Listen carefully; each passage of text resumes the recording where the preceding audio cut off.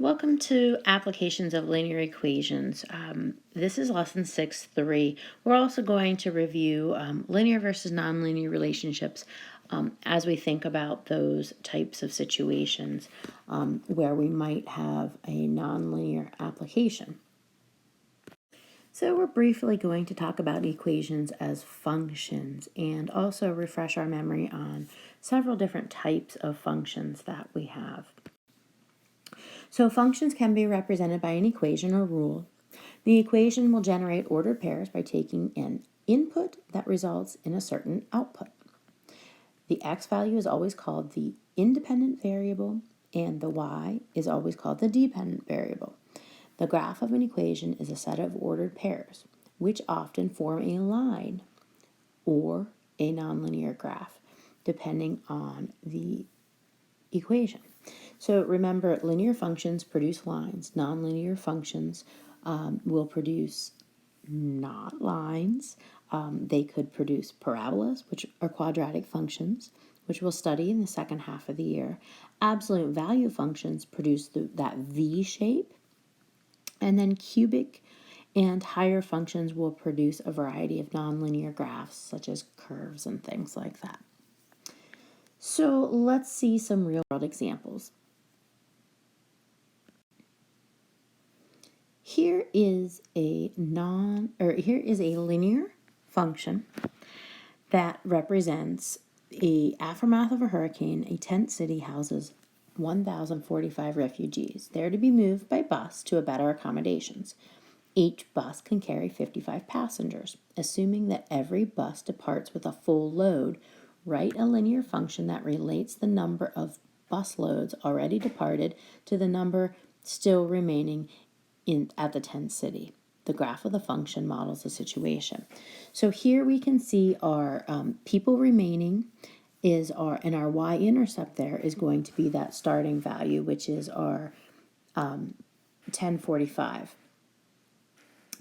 And then our slope in this case, we are losing how many people from our tent city every time a bus departs. Well, we're losing 55. And that is going to be, that's our slope. So that's going to be attached to our x. And then our equation is just y is going to be the number of people left. And so the number of people remaining is 1,045 minus the 55x. Now, if you notice with the graph, notice how they put the dots there or the points there instead of connecting the line. They did that because think about this. We're not going to send a bus that's only half full. So we're only hitting those points. So in this case, the domain would be the whole numbers from 0 to 18, because once we get 18 or a little above 18 there, we aren't going to have any people left to remaining, so we're not going to need those buses. So our domain here is going to be that 0 to 18 or 19, and then our range is going to be that 0 to the 1,045. And we're only going to have those increments of 55 each time.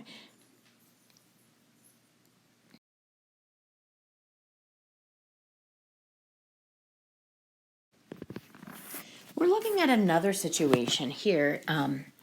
And one factor in the ability of soil to support the weight of a man-made structure is the amount of water below the soil level. The graph illustrates a changing water table in an urban area due to the water being pumped from drilled wells. So at the present time, t equals 0. So current time is 0. 2 years from now would be represented as 2. 4 years from now will be 4, and so on in our year column. So what do the slope and the y-intercept mean there? So if we let's look at our y-intercept first. That tells us right here, there's that 16, that y-intercept. So that tells us the height above minimum. And so that's the height of our water table above the minimum requirements to support the urban development. So our slope here, what is that going to mean? Well, it's a negative slope. So that means the water table is dropping every year. And what is the rate the water table is dropping? So I'm going to look at that 16 right here, that 0, 16 as 1 point. And I'm going to use, and again, this is going to be a ballpark. These lines aren't perfect, but that 5 and 4. So at 5 years, it's going to be 4 inches above, right? 4 inches above. So we can see from our points that we've picked that our slope is going to be, we're losing about 12 inches of water in 5 years. So that's our slope. So about negative 2.5. And again, we're reading this graph right now, and from the looks of it, you know, it's that intersecting point there, that 5, 4 that I picked, is not. It's probably not exact, but anyway, so we're losing about 2.5 inches in our water table every year. That's our slope, and that's what it means. And if you think about it, like the more development an area has, the water table is being used up faster, and therefore the water table is going to drop. So if our graph started out at 26, our y-intercept started out 26, that tells us that we're in a little bit better shape, that we have more water above that table than to start with our development.